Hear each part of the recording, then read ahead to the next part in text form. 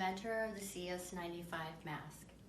Beyond seeing the waste of 100,000 masks a day, and beyond seeing the need for the hearing impaired to read our lips, I feel the greatest challenge that we face today is our link back to humanity, especially within the sea of the covered and the faceless.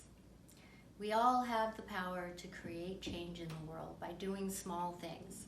Smiles matter, our faces matter, and it's critical now more than ever to design things that are safer for the planet and our families. Transparency is the key to trust. I believe we can do better.